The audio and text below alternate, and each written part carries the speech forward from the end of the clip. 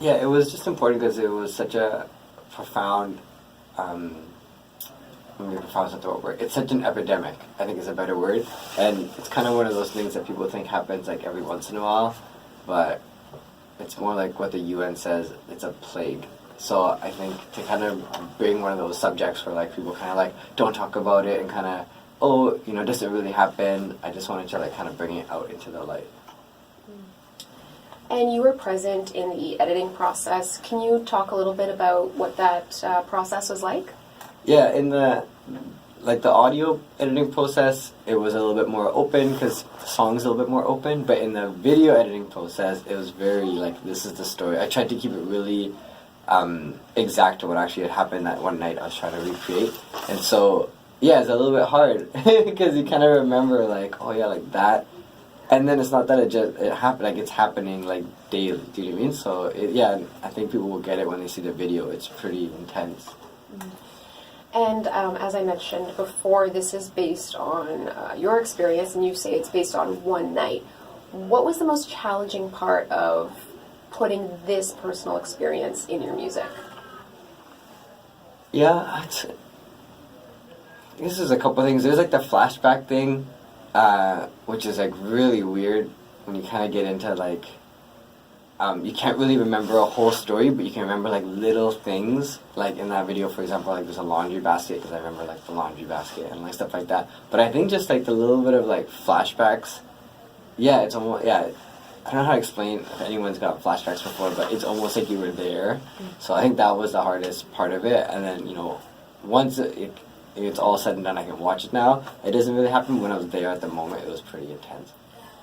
So basically, like when you were editing, it was like a very visceral experience, and you sort of were again experiencing that. Yeah, trauma. exactly. It's like it's like you were back 20 years ago, and I'm sure anyone that's gone through something traumatic, I'm sure they've had the same issue where they like something has happened, and it's like they feel like they're there at the same time.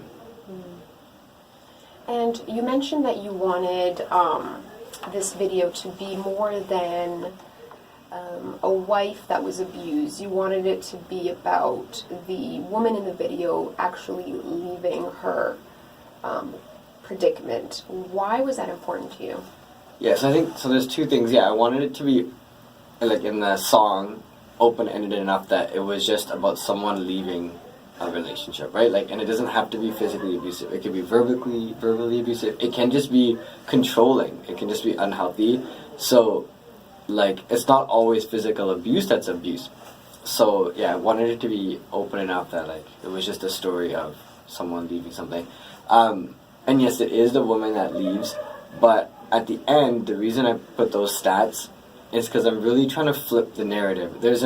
It's a disgusting narrative of where the onus is on women to get out of those relationships. If people look down at the victim, they're like, oh, she could have left, or no, that's complete BS. Like, the onus needs to flip on the person that's the abuser, and so even my issue with my own video is like, yeah, she ultimately had to leave, and it's sad that there's so much pressure on women to get out of those relationships, but the reason I put that statistic at the end was to be like, this is not 1 in every 100 times that, okay, it is on you, because in most cases the guys are treating women really great, and so once in a while, yes, you have to step out. It's like 1 in 3, I think, was the stat.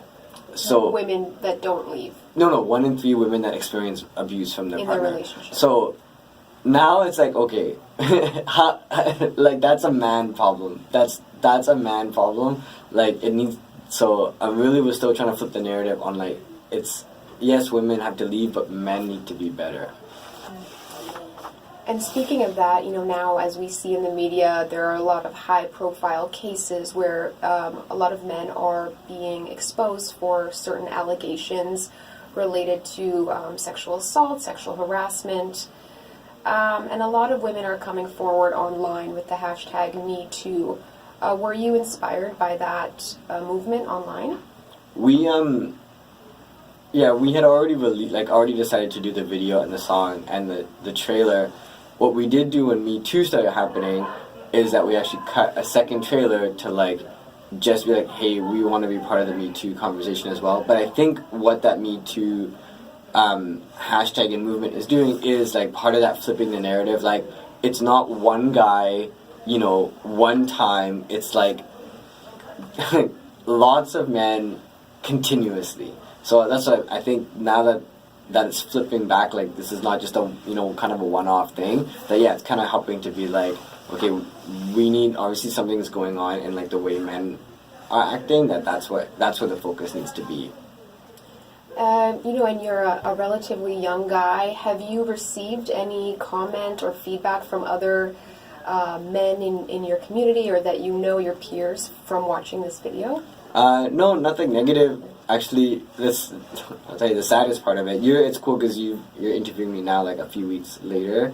And this is something I didn't realize at first, but a lot of people in my own network that have either reshared the video or liked or comment, and probably like 9 or 10 women that are like friends and acquaintances of mine who have like messaged me personally and have been like, hey, this has happened to me, right? Wow. So that is really, and then they've either reshared it on Facebook and actually been like, this is, I went through an abusive relationship, thanks Hussein for like talking about this, boom. Or they've actually just, if they're not comfortable with sharing it, they've just direct messaged me and been like, hey, I went through a relationship for this many years, this is awesome that you've like done something with it. So it's like, even like women in my immediate network like have gone through either like a violent marriage or a violent or abusive like relationship.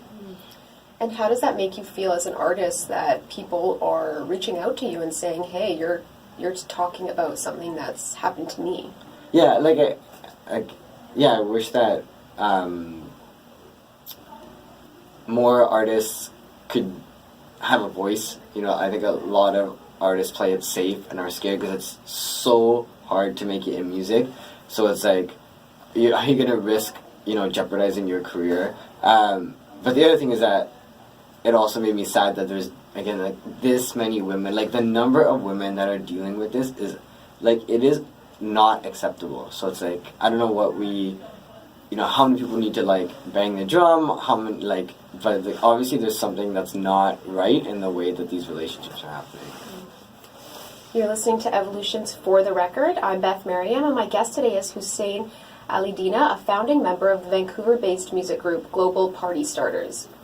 So, switching gears here, can you tell me a little bit about your latest single called Bout Us? The song features Elise Estrada and Jay Young, and you actually received a Story Hive grant from TELUS to fund the video.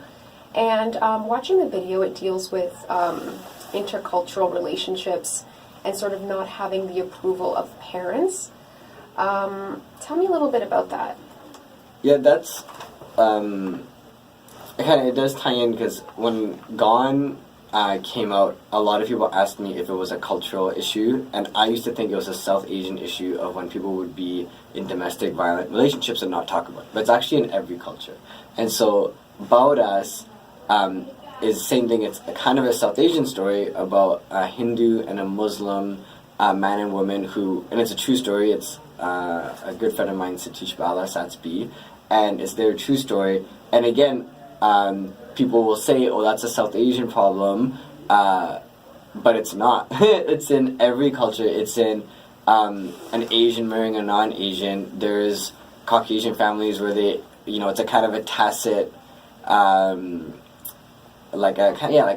like a tacit expectation that you're going to marry someone else that's Caucasian. Has that kind of gone away a little bit? Yeah, but it does happen a lot. And so, that was that story of just two people trying to just marry who they love, not based on their color or their religion or their culture. And so this was based off of your band member story, Satish. Yeah. He is Hindu, mm-hmm. and he was in a relationship with a girl who is Muslim. And then there was some conflict with that, correct? Yeah. And again, like, the religious terms are so loose. Like, I'm Muslim. Well, how Muslim am I? Like, I was born Muslim. So those labels make absolutely no sense. I really feel like it's more a cultural paradigm because saying the word Muslim is like, oh, all Muslims are the same around the world. Not even close. Right. Not even. It just, we don't have a term, for cultural paradigms. So yeah, basically, so that was that story, and so his family wasn't very supportive, and yeah, it's funny, like, it doesn't really come through in the video, but she's very light-skinned, and so, they would say, they'd say the word Gori, which means a white girl, because it was better that he was with a white girl than a Muslim. It's so weird the way that, cultural stigma kind of plays out. And this whole thing that, like that white, people and white culture are somehow, superior. So that's what his parents would actually say when they would see them together. They'd be like, oh, he's dating a white girl, and so it wasn't as big of a deal.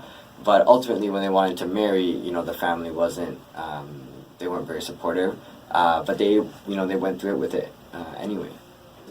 And have you received any feedback from this video? Because, as you say, it is common across the board in all cultures where people may not have the most supportive or open-minded parents. So have you received any feedback? Again, really good feedback, because a lot of people have got, and that's, again, you realize it's not a South Asian issue. There's a lot of people and a lot of cultures that go through it. I didn't push that hard into it. It does, and it is a true story, and it is nice that they ended up falling in love and actually getting married and having kids and it being great. But what would have happened if that marriage didn't work out? Do you know what I mean? Then it's like, oh, it's like that whole we told you, and do you just stay in that relationship because you fought so hard to be in it and now you can't get out? So there's all this stuff that plays into it. And then obviously in Vancouver, if people have been following the news, there's couples that have died, right? There's parents, there's a big story right now where they're finding out that these two parents had their daughter, I believe, and the husband killed because she married either out of caste or out of religion. Do you know what I mean? So I didn't really push into it. I think if I would have really gone all the way into people are dying, I might have got a little bit more feedback that might not have been as great. But because it does end very positive, as it did in real life in this case, I think a lot of people could identify with it. Mm. And you mentioned to me that with your music, you don't necessarily want to preach to the choir with your message, and you don't want to make music for people who think like you do.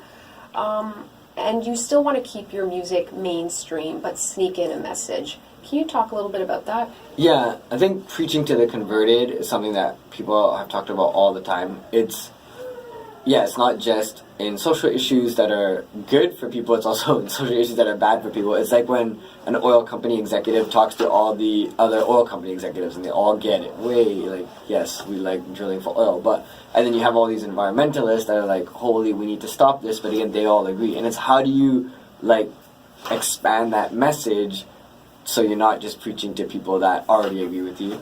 And it's not easy. It's very hard. It's a nightmare that everyone, I think, in the NGO and charity kind of sectors fight.